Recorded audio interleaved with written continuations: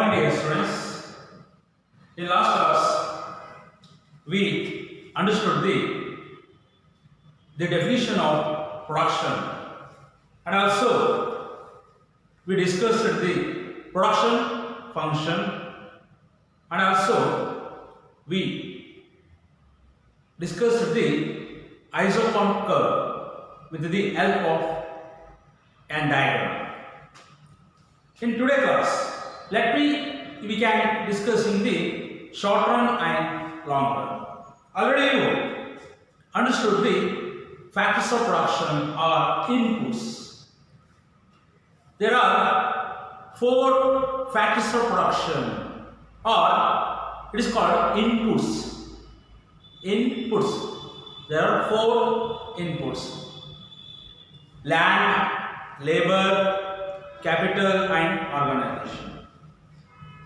Here 2 concepts are given, that is short run and long run.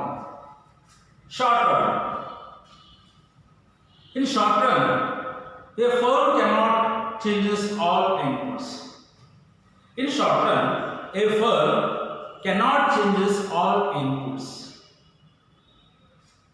If a firm wants to produce more unit of a output, it can change only one inputs.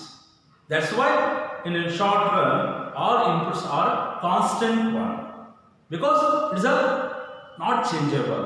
That's why it's called constant inputs. Constant inputs.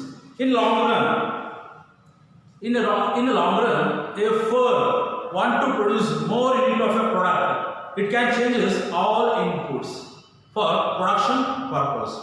That's why we call it changeable inputs. In long run, all inputs are a changeable one.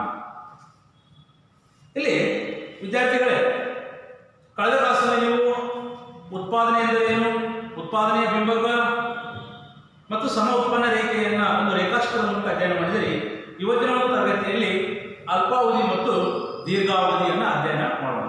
ನಿಮ್ಗೆ ಗೊತ್ತೇ ಇದೆ, ಉತ್ಪಾದನಾಂಗಗಳು 4 ಇದ್ದಾವೆ. ಉತ್ಪಾದನಾಂಗಗಳು 4, ಅಥವಾ ಅದಕ್ಕೆ ಮತ್ತೊಂದು ಹೆಸರು ಇದೆ, ಏನು, ಆಧಾನಗಳು ಅಂತ ಕರೀತೇವೆ. ಆಧಾನಗಳು ಭೂಮಿ, ಶ್ರಮ, ಬಂಡವಾಳ ಮತ್ತು ಸಂಘಟನೆ. ಭೂಮಿ, ಶ್ರಮ, ಬಂಡವಾಳ ಮತ್ತು ಸಂಘಟನೆ, ಇವು 4 ಉತ್ಪಾದನಾಂಗಗಳು ಅಥವಾ ಆಧಾನಗಳು ಅಂತ ಕರಿತೇವೆ. ಇಲ್ಲಿ ಯಾವುದೇ ಒಬ್ಬ ಉದ್ಯಮಿ ಅಥವಾ ಉದ್ಯಮ ಘಟಕ ಸರಕನ್ನು ಉತ್ಪಾದಿಸಬೇಕಾದ್ರೆ ಇವು ಅತ್ಯವಶ್ಯಕವಾಗಿ ಬೇಕಾಗ್ತದೆ. ಹಾಗಾಗಿ ಇಲ್ಲಿ ನೀವು ಕಳೆದ ಕ್ಲಾಸ್ನಲ್ಲಿ ಈ ಉತ್ಪಾದನಾಂಗಗಳು ಯಾವ್ಯಾವ ಅನ್ನೋದನ್ನು ಅಧ್ಯಯನ ಮಾಡಿದಿರಿ.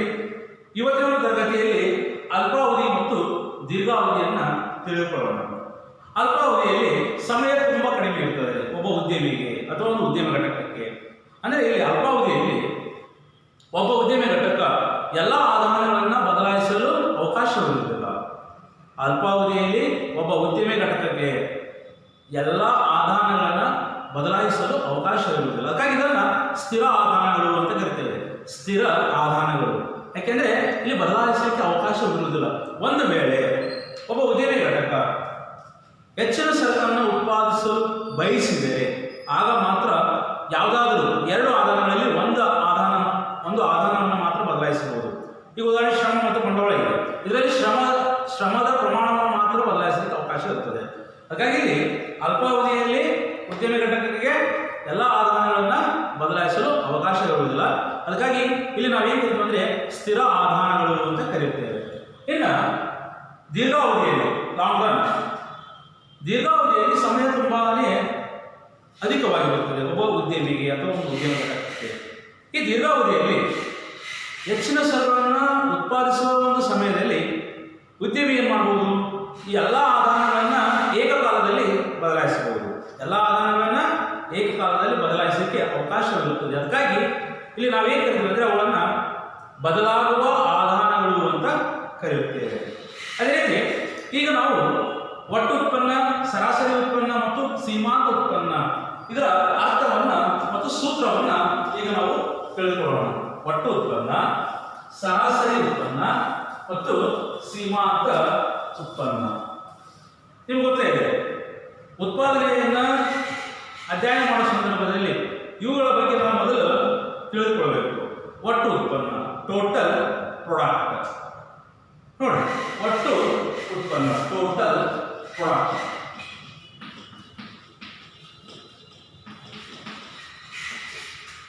ಇದು ನಾವು ಏನು ಶಾರ್ಟ್ಕಟ್ ಆಗಿ ಟಿಪಿ ಅಂತ ಕರೀತೇವೆ. ಶಾರ್ಟ್ಕಟ್ ಆಗಿ ಅದನ್ನ ಏನಂತ ಕರಿತೀವಿ ಅಂದ್ರೆ ಟಿಪಿ. ಒಟ್ಟು ಉತ್ಪನ್ನ ಅಂದರೆ ಏನು? ಇಲ್ಲಿ ಒಟ್ಟು ಉತ್ಪನ್ನ ಅಂದರೆ ಒಂದು ನಿರ್ದಿಷ್ಟ ಸಮಯದಲ್ಲಿ ಮತ್ತು ನಿರ್ದಿಷ್ಟ ಪ್ರಮಾಣದ ಆಧಾರಗಳನ್ನು ಬಳಸಿಕೊಂಡು ಉತ್ಪಾದಿಸುವ ಉತ್ಪನ್ನದ ಪ್ರಮಾಣವನ್ನು ಒಟ್ಟು ಉತ್ಪನ್ನ ಎಂದು ಕರೆಯುತ್ತೇವೆ. ಒಂದು ನಿರ್ದಿಷ್ಟ ಸಮಯದಲ್ಲಿ ನಿರ್ದಿಷ್ಟ ಪ್ರಮಾಣದ ಆಧಾರಗಳನ್ನು ಬಳಸಿಕೊಂಡು ಉತ್ಪಾದಿಸುವ ಉತ್ಪನ್ನದ ಪ್ರಮಾಣವನ್ನು ಒಟ್ಟು ಉತ್ಪನ್ನ ಎಂದು ಕರೆಯುತ್ತೇವೆ. Total product is nothing but it is the relationship between the variable input and output, keeping all others input constant, is referred to as a total product of the variable input. Once again, total product is nothing but it is a relationship between the variable input and output, keeping all others input constant, is referred to as total product of the variable input. It is called total product. Here we can calculation of total product with the help of a formula, that is TP is equal to summation MP. TP is equal to summation MP. ನೋಡ್ರಿ ಒಟ್ಟು ಉತ್ಪನ್ನ. ಈಗ ಇದರ ಅರ್ಥವನ್ನು ತಿಳ್ಕೊಂಡಿದ್ದೀವಿ. ಈ ಒಟ್ಟು ಉತ್ಪನ್ನ ನಾವು ಕಂಡುಹಿಡಿಯಲಿಕ್ಕೆ ಒಂದು ಸೂತ್ರವನ್ನು ಬಳಸ್ತೇವೆ. ಏನಂದ್ರೆ ಒಟ್ಟು ಉತ್ಪನ್ನ is equal to ಸೀಮಾಂತ ಉತ್ಪನ್ನಗಳ ಒಟ್ಟು ಮೊತ್ತ. ಇಲ್ಲಿ ಒಟ್ಟು ಉತ್ಪನ್ನ is equal to ಸೀಮಾಂತ ಉತ್ಪನ್ನಗಳ ಒಟ್ಟು ಮೊತ್ತ. ಸೀಮಾಂತ ಉತ್ಪನ್ನಗಳ ಒಟ್ಟು ಮೊತ್ತ. ಇದು ಒಟ್ಟು ಉತ್ಪನ್ನವನ್ನು ಕಂಡುಹಿಡಿಯುವ ಸೂತ್ರ. ಒಟ್ಟು ಉತ್ಪನ್ನ is equal to ಸೀಮಾಂತ ಉತ್ಪನ್ನಗಳ ಒಟ್ಟು ಮೊತ್ತ. ನಿಮಗೆ ನೆಕ್ಸ್ಟ್ ಒಂದು ಕ್ಲಾಸ್ ನಲ್ಲಿ ಹೇಳ್ತೀನಿ, ಒಂದು ಕೋಷ್ಟಕ ಬರ್ತದೆ ಇಲ್ಲಿ, ಒಟ್ಟು ಉತ್ಪನ್ನ, ಸರಾಸರಿ ಉತ್ಪನ್ನ ಮತ್ತು ಸೀಮಾಂತ ಉತ್ಪನ್ನ. ಈ ಕೋಷ್ಟಕದಲ್ಲಿ ಆ ಒಂದು ಕಾಲಂ ಇದೆ, ಸೀಮಾಂತ ಉತ್ಪನ್ನದ ಒಂದು ಕಾಲಂ ಬರ್ತದೆ. ಅಲ್ಲಿ ನೀವು ಗಮನಿಸಿ, ಆ ಸೀಮಾಂತ ಉತ್ಪನ್ನ ಇರ್ತದಲ್ಲ ಅವುಗಳನ್ನು ಕೂಡಿಸಿದಾಗ ಏನು ಕೆಳಗೆ ಬರ್ತದಲ್ಲ ಆ ಮೊತ್ತ, ಅದನ್ನು ಬಿಡ್ತೀವಿ ಒಟ್ಟು ಉತ್ಪನ್ನ ಎಂದು ಕರೆಯುತ್ತೇವೆ. ಸೀಮಾಂತ ಉತ್ಪನ್ನಗಳ ಒಟ್ಟು ಮೊತ್ತವೇ ಒಟ್ಟು ಉತ್ಪನ್ನ ಎಂದು ಕರೆಯುತ್ತೇವೆ. ಇದನ್ನು ನಾವು ಈ ಒಂದು ಸೂತ್ರದ ಮೂಲಕ ಕಂಡುಹಿಡಿಯಬಹುದು. Total product is equal to summation marginal product. ಇನ್ನು ನೆಕ್ಸ್ಟ್ ಆವರೇಜ್ ಪ್ರಾಡಕ್ಟ್, ಸರಾಸರಿ ಉತ್ಪನ್ನ. ಈಗ ಸರಾಸರಿ ಉತ್ಪನ್ನವನ್ನು ತಿಳಿದುಕೊಳ್ಳೋಣ. ಆವರೇಜ್ ಪ್ರಾಡಕ್ಟ್ ಇದನ್ನು ಶಾರ್ಟ್ಕಟ್ ಆಗಿ ನಾವು ಏನು ಹೇಳ್ತೀವಿ ಅಂದ್ರೆ ಎಪಿ, ಶಾರ್ಟ್ಕಟ್ ಆಗಿ ಎಪಿ ಅಂತ ಕರೆಯುತ್ತೇವೆ, ಸರಾಸರಿ ಉತ್ಪನ್ನ. ನೋಡಿ, ಸರಾಸರಿ ಉತ್ಪನ್ನ ಎಂದರೆ ಬದಲಾಗುವ ಆಧಾರದ ಪ್ರತಿ ಯೂನಿಟಿನ ಉತ್ಪನ್ನವನ್ನು ಸರಾಸರಿ ಉತ್ಪನ್ನ ಎಂದು ಕರೆಯುತ್ತೇವೆ. ಬದಲಾಗುವ ಆಧಾರದ ಪ್ರತಿ ಯೂನಿಟಿನ ಉತ್ಪನ್ನವನ್ನು ಸರಾಸರಿ ಉತ್ಪನ್ನ ಎಂದು ಕರೆಯುತ್ತೇವೆ.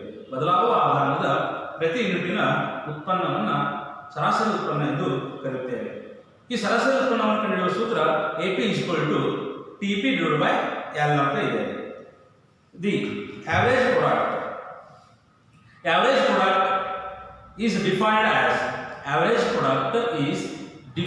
as the output per unit of variable input.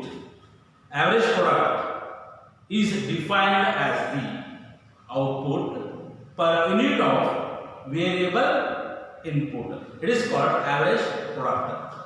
ಇದನ್ನು ಕಂಡುಹಿಡಿಯುವ ಸೂತ್ರ AP is equal to TP divided by L. ನೋಡಿ, ಸರಾಸರಿ ಉತ್ಪನ್ನವನ್ನು ಕಂಡುಹಿಡಿಯುವ ಸೂತ್ರ ಬದಲಾಗುವ ಪ್ರತಿ ಯೂನಿಟ್ನ ಉತ್ಪನ್ನವನ್ನು ಸರಾಸರಿ ಉತ್ಪನ್ನ ಎಂದು ಕರೆಯುತ್ತೇವೆ. ಇಲ್ಲಿ ಸೂತ್ರ ಇದೆ. ಸರಾಸರಿ ಉತ್ಪನ್ನ ಎಪಿ ಅಂದ್ರೆ ಏನು? Average product. ಸರಾಸರಿ ಉತ್ಪನ್ನ ಇಸ್ಕೊಲ್ ಟು ಟಿಪಿ ಅಂದ್ರೆ ಒಟ್ಟು ಉತ್ಪನ್ನ, total product, divided by L ಅಂದ್ರೆ ಏನು? ಚೇಂಜಬಲ್ ಇನ್ಪುಟ್, ಬದಲಾಗುವ ಆಧಾನ. ಇಲ್ಲಿ ನಾವೇನು ನೋಡಿದ್ರೆ ಒಟ್ಟು ಉತ್ಪನ್ನವನ್ನ ಅದರ ಮೊತ್ತವನ್ನ ಇಲ್ಲಿ ಬರ್ಕೋಬೇಕು. ಕೆಳಗಡೆ ಬದಲಾಗುವ ಆಧಾನದ ಸಂಖ್ಯೆಯನ್ನು ಬರ್ಕೊಂಡು ಭಾಗಿಸುವ ಮೂಲಕ ಸರಾಸರಿ ಉತ್ಪನ್ನ ಎಷ್ಟಿದೆ ಅಂತಂದ ಕಂಡುಹಿಡಿಯಬಹುದು.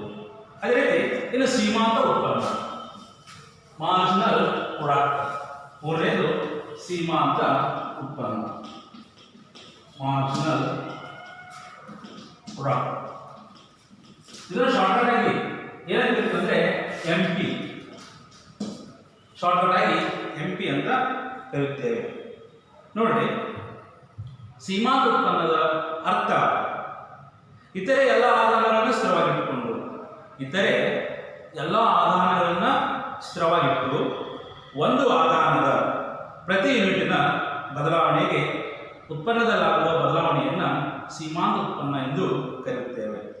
ಇತರೆ ಎಲ್ಲ ಆಧಾರಗಳನ್ನು ಸ್ಥಿರವಾಗಿಟ್ಟುಕೊಂಡು ಒಂದು ಆಧಾರದ ಪ್ರತಿ ಯೂನಿಟಿನ ಬದಲಾವಣೆ, ಒಂದು ಆಧಾರದ ಪ್ರತಿ ಯೂನಿಟಿನ ಬದಲಾವಣೆಗೆ ಉತ್ಪನ್ನದಲ್ಲಾಗುವ ಬದಲಾವಣೆಯನ್ನು ಸೀಮಾಂತ ಉತ್ಪನ್ನ ಎಂದು ಕರೆಯುತ್ತೇವೆ. ಸರಳವಾಗಿ ಸೀಮಾಂತ ಉತ್ಪನ್ನವನ್ನು ಇನ್ನೊಂದು ಅರ್ಥದಲ್ಲಿ ತಿಳ್ಕೋಬಹುದು. ಏನು? ಒಟ್ಟು ಉತ್ಪನ್ನದಲ್ಲಾಗುವ ಬದಲಾವಣೆಯನ್ನು ಸೀಮಾಂತ ಉತ್ಪನ್ನ ಎಂದು ಕರೆಯುತ್ತೇವೆ. ಒಟ್ಟು ಉತ್ಪನ್ನದಲ್ಲಾಗುವ ಬದಲಾವಣೆಯೇ ಸೀಮಾಂತ ಉತ್ಪನ್ನ. ಇದು ಸರಳವಾಗಿ. ಆಮೇಲೆ ಇಲ್ಲಿ ಮಾರ್ಜಿನಲ್ ಪ್ರಾಡಕ್ಟ್, ಈಗ ಇಂಗ್ಲಿಷ್ನಲ್ಲಿ ಇದರ ಒಂದು ಮೀನಿಂಗ್ ಏನಿದೆ ಅಂದರೆ marginal product of on input, marginal product of on input is defined as the change in input per unit of change in the input when all other inputs are held constant. It is called marginal product. Once again, marginal product of an input is defined as the change in output per unit of change in the input when all other inputs are held constant. It is called marginal product. The formula we can calculate the marginal product. MP is equal to changes in TP divided by changes in input. ನೋಡಿ, ಸೀಮಾಂತ ಉತ್ಪನ್ನವನ್ನು ಕಂಡುಹಿಡಿಯುವ ಸೂತ್ರ. ಸೀಮಾಂತ ಉತ್ಪನ್ನ is equal to ಒಟ್ಟು ಉತ್ಪನ್ನದಲ್ಲಿನ ಬದಲಾವಣೆ divided by ಆಧಾರದಲ್ಲಿನ ಬದಲಾವಣೆ. ಇದರ ಮೂಲಕ ನಾವು ನೋಡುವುದು ಸೀಮಾಂತ ಉತ್ಪನ್ನವನ್ನು ಕಂಡುಹಿಡಿಯಬಹುದು. ಇನ್ನು ನೆಕ್ಸ್ಟ್